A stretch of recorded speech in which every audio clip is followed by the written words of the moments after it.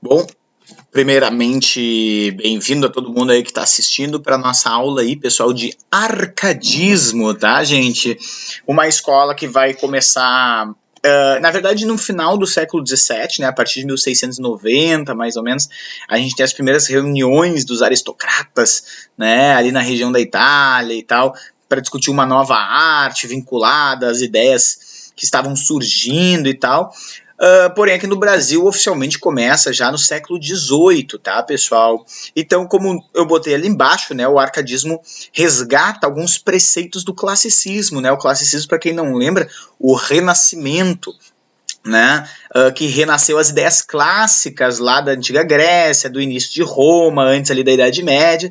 Por isso que o arcadismo também é chamado de neoclassicismo, né? De certa forma, ele é um renascimento, né? O Renascimento renasceu as ideias clássicas, por isso que foi chamado de classicismo. E o arcadismo renasce o classicismo, que é chamado de renascimento. Ou seja, a gente poderia dizer que o arcadismo é um renascimento, certo? O próprio nome arcadismo deriva de Arcádia, que é um morro grego, né? Um monte grego, importante da história da mitologia grega, certo? E esse resgate das ideias clássicas tem tudo a ver com um grande boom racional que vai acontecer a partir do iluminismo.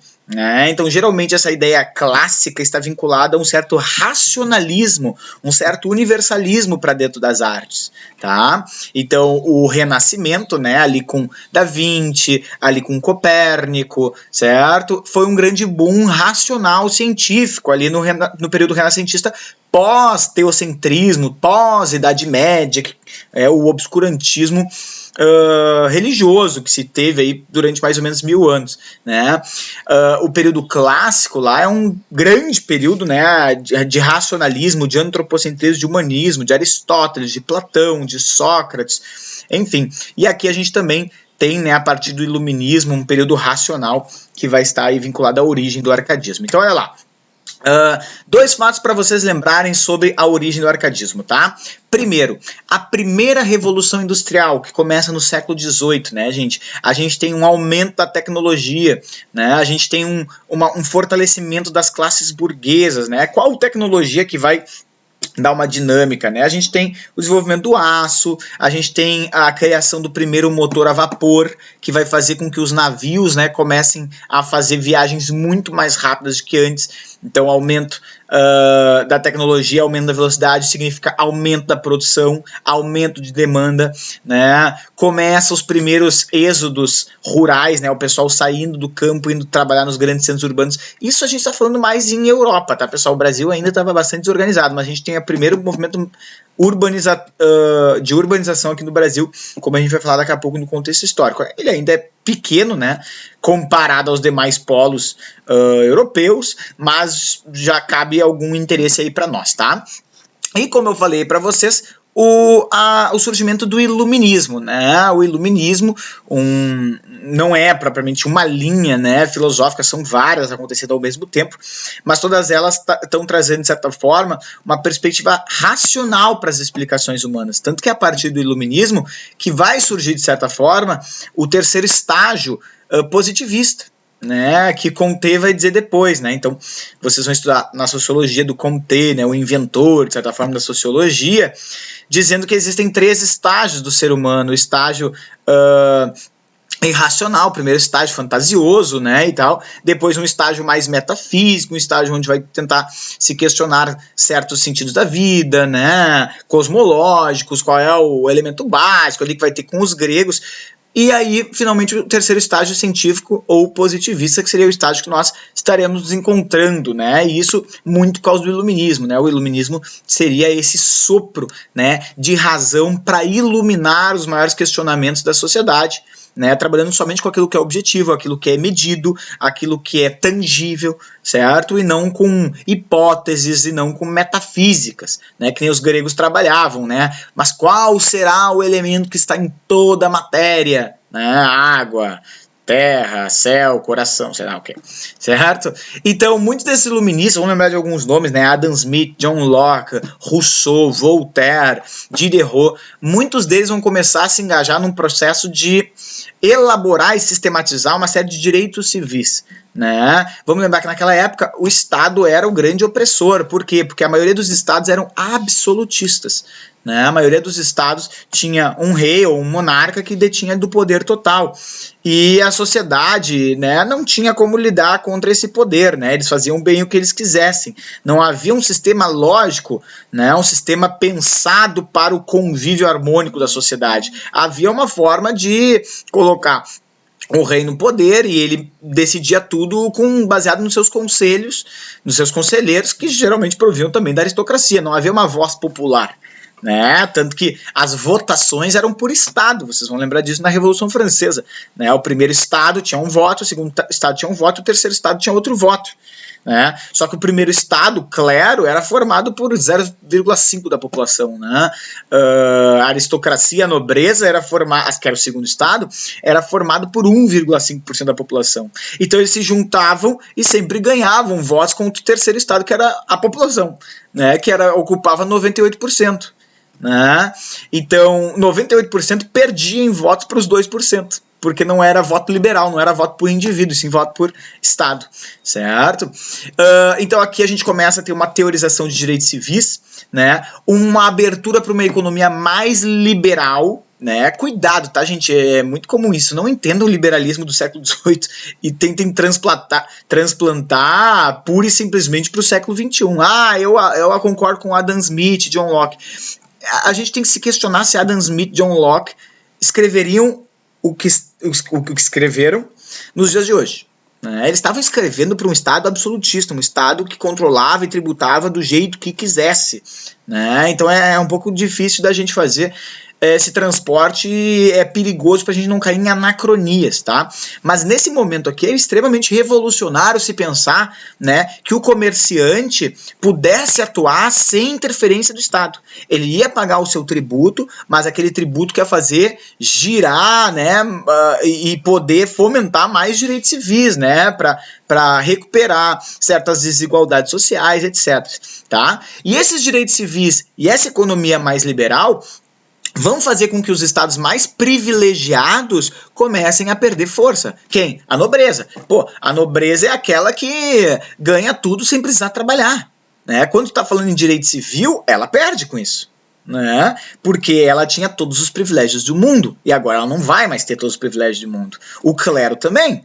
Né? O clero era uma classe privilegiada e de repente ele se vê com aquela população tendo, por exemplo, o direito de ter uma moradia, e para construir moradia para essa população tem que perder alguns privilégios, por exemplo, da igreja, que detinha da maior parte das terras das nações. Né? A maior responsável, a maior dona, a maior proprietária de terras dentro de cada país era geralmente a igreja.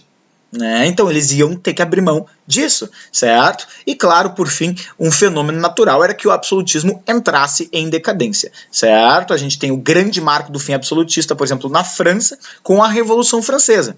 Óbvio que depois da Revolução Francesa vai ter tanto caos, né, que o Napoleão vai acabar assumindo e tal, mas ali foi o primeiro momento, né, de revolução, uma grande revolução burguesa que vai mudar drasticamente as formas de se lidar politicamente com a população, certo? A gente poderia dizer assim, uma ruptura forte para o início do liberalismo. Tudo bem? Bom, e como é que isso vai se manifestar em termos de características? A gente não pode pensar que de repente os autores vão começar a falar de liberalismo, que os autores vão começar a falar de direitos civis, de contra o clero e tal, porque a poesia, a arte naquela época, ela não tinha um compromisso com a realidade. A arte era um lugar isolado da realidade. Né? Agora, algumas características que estão se manifestando na realidade vão se manifestar em forma de arte. Por exemplo, a ideia de racionalidade vai fazer com que os autores renunciem à subjetividade. Né? Por quê? Porque a subjetividade geralmente está ligada a uma ideia, digamos assim, emocional. Né? Uma ideia individual. Uma ideia sentimental, né? Então, quando eu exponho a minha subjetividade, eu estou expondo aquilo que eu acho das coisas, aquilo que eu penso, aquilo que eu sinto, né? O iluminismo está trazendo uma perspectiva racionalista e universal, encontrar verdades que são para todos os seres humanos, né? Então a primeira coisa que tu tem que fazer é te desprender da tua subjetividade, porque a tua subjetividade te distorce, né? Te leva ao patos, né? O patos, paixões, patologia, né? As paixões, as doenças das paixões, tá? E te fica cego para a realidade, né? Então pensa assim, vamos pensar de uma forma bem maniqueísta assim. Tu te apaixona pela uma pessoa, um guri, uma guria, seja lá o que for, e aí tu descobre que ele ou ela é ex do teu melhor amigo. De um lado, o patos, as paixões, te dizendo, não, fica com essa pessoa, tu ama ela. E de um outro lado, o logos, a razão, te dizendo, não, existem outras pessoas, existem outros meninos, existem outras meninas, e tu tem que ser racional nesse momento. Essa pessoa não é única na tua vida, tu pode conhecer outras pessoas tão legais e preservar essa amizade. Né? Então fica o patos e os logos ali. Né? Para quem o iluminismo daria o ponto? Pro logos, para a razão. Né? Não, te desprenda das tuas emoções, te desprenda dos teus sentidos, porque os sentidos distorcem. Né? Eu diria Platão já, né?